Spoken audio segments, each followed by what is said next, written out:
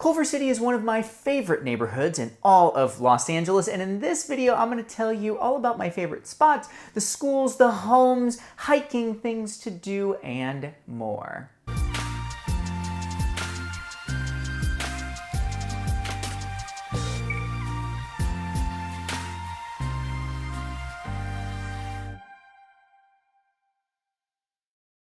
Hello everyone, my name is Cameron Stevens, the entertainment industry's real estate agent and the owner of Stevens Real Estate, a real estate experience tailored to the creative client. Today I want to talk about Culver City, one of the coolest neighborhoods in all of Los Angeles. Now, Culver City is located in the southwestern portion of Los Angeles. Depending on where you actually consider the west side starting, it could be considered west side, despite primarily actually being east of the 405. And to the north is Palms, Century City, and parts of Beverly Grove and West Hollywood. To the east is Mid-City, West Adams, and southeast, kind of Ladera Heights. And then to the actual south, that's when you start getting over to Playa Vista and Westchester and even LAX. And then to the west, well, you have the beach, and you have Mar Vista, Marina del Rey, and Playa del Rey. Speaking of location, one of the reasons why people love Culver City so much is because it is close to the ocean and at the intersection of many different freeways. So you got the 10 and the 405, they're right there, and Venice Boulevard is going to be your main straight shot to the beach heading west. And La Cienega, that's winding its way north up to West Hollywood and then south down towards the airport. So a lot of major streets that kind of cut right through Culver City, so it's really easy to get to a lot of different places. And knowing that you're both close to the ocean while also feeling like you have access to so many things, that's a blend that people really love, all while having incredible temperate weather. AC is optional in Culver City. Culver City is a film industry neighborhood. It's known for its past in film, and it's a fascinating journey because it was built on many historic film studios while also exploding in a brand new direction in the past couple of years with some new studios moving in. And since the 1920s, Culver City has been a center for film and later for television production. It's best known as the home of the Metro-Goldwyn-Mayer Studios. Everybody knows it as MGM. That was from 1924 to 1986, and then in 1986, Sony Pictures purchased the studio. And it's a Sony town now. It now houses the division's film studios like Columbia Pictures, TriStar Pictures, and Screen Gems. Now, this lot, which takes up a good amount of Culver City, it's open to the public for daily studio tours, and it currently houses a total of 16 separate sound stages. So yeah, the influence of this film studio and Sony can definitely be felt throughout Culver City. Hundreds of movies have been produced on the lots of Culver City studios, including the original Wizard of Oz, The Thin Man, Gone with the Wind, Rebecca, the Tarzan series, the original King Kong film, Grease, Raging Bull, E.T., The Man with Two Brains, City Slickers, Air Force One, Wag the Dog, and Contact, among many others. And then there's a ton of television series that have been made in Culver City as well, including Jeopardy, Las Vegas, Gunsmoke, Cougar Town, Mad About You, Lassie, Hogan's Heroes, Arrested Development, one of my favorites, The Andy Griffith Show, The Nanny, Hell's Kitchen, MasterChef, and the syndicated version of Wheel of Fortune. You know, when I actually used to work at Sony myself, I was able to be in the audience for tapings of both Jeopardy and Wheel of Fortune, two of my favorite shows growing up. And now you have major changes with Amazon Studios moving in, Marvel's doing production work out there, Original Force is doing animation, and Apple is renting a significant amount of office space in Culver City, working on many of their own streaming shows. It's a bit of old meets new, and that to me is a fascinating mix of entertainment for sure. So yes, the film and television history is rich, and to me, that's really a standout part of the culture and the feel of Culver City. Many businesses in the area exist to support the sheer volume of things shot in the area. And trust me, every single restaurant will cater because of that.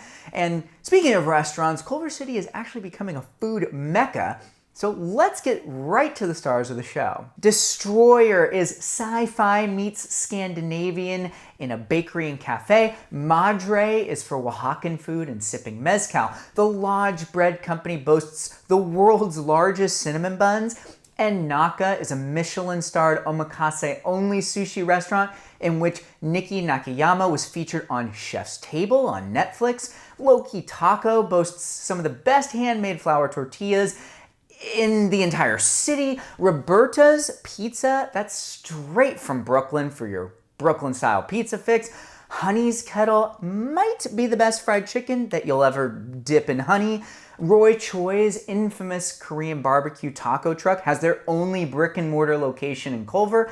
Mayura is traditional Indian food that has year over year graced Jonathan Gold's 101's list. Father's Office has the best burger in Los Angeles, hands down, and I will fight you if you disagree. And Vespertine, it is a dining as art experience that rivals Alinea. Yes, that Alinea, the one in Chicago, it is incredible. I could go on because those are just the huge written about restaurants that people travel to Culver City from all over Los Angeles to visit. And that doesn't even include the breadth of very local spots, especially in their bustling downtown area where Culver and Washington Boulevard kind of meet in a triangle. And that also happens to be the location of a fantastic farmer's market and the Trader Joe's. Want to go drinking in Culver City? I actually consider Culver City an impressive neighborhood to drink beer.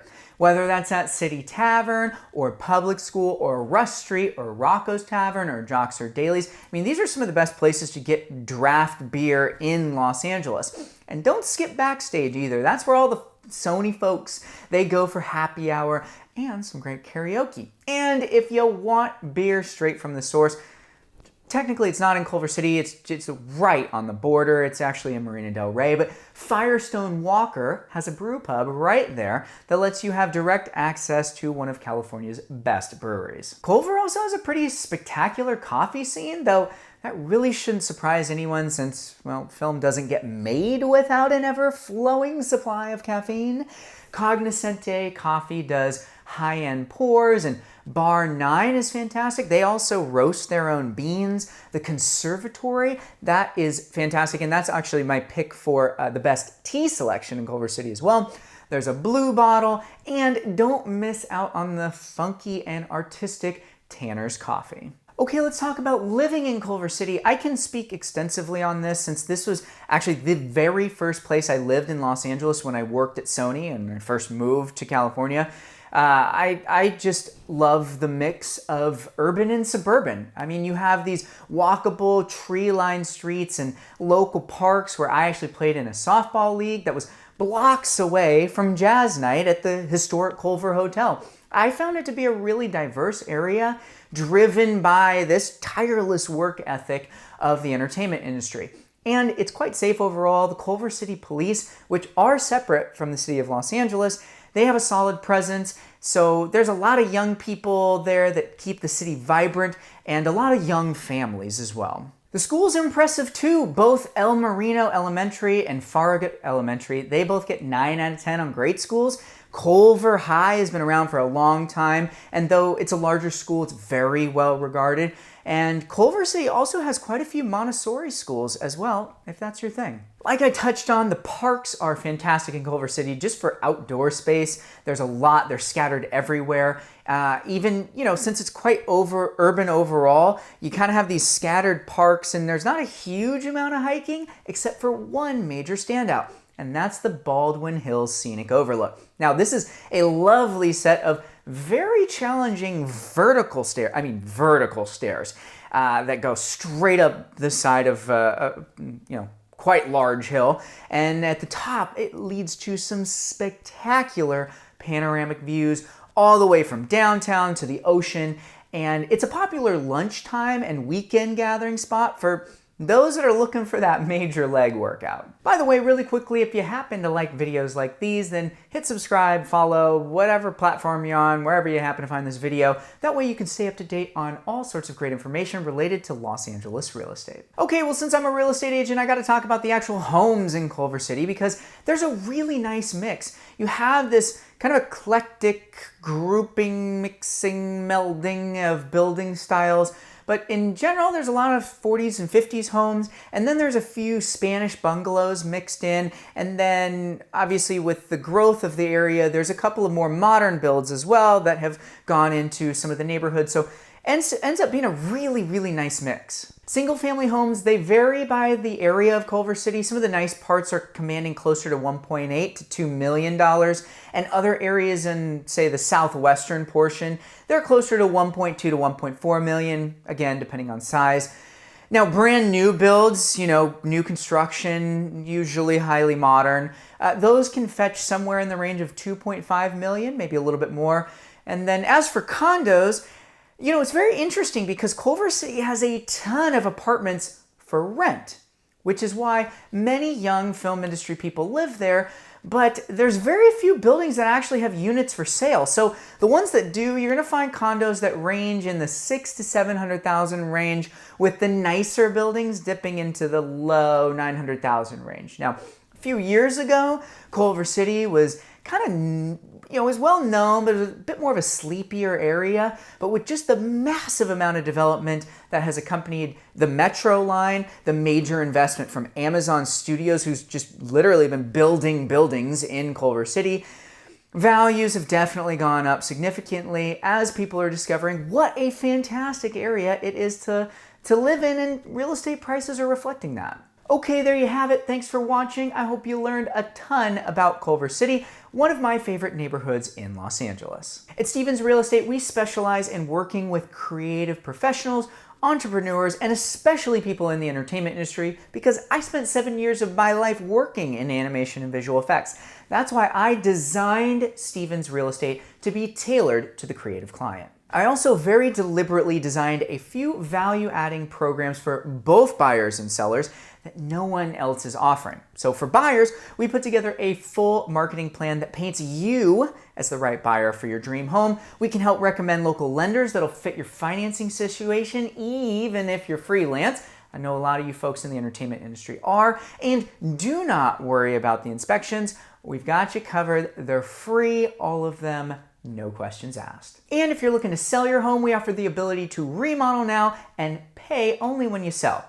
Zero fees, no interest, no upfront costs. Plus, we pay for all of the aspects of digital marketing, from photography and drone footage and videography and 3D walkthroughs, virtual open houses, social media campaign, a custom website, targeted emails, and more. So if you like my energy and my personality and you think my expertise and the programs that I offer would benefit you, please don't hesitate to reach out. And additionally, if you know someone that could benefit from connecting with me, I would absolutely love an introduction. Thanks again for watching, and at the end of this video, there will be a QR code that you can scan from your phone. It'll take you directly to my website, or there's also a link down there somewhere where you can click to learn more.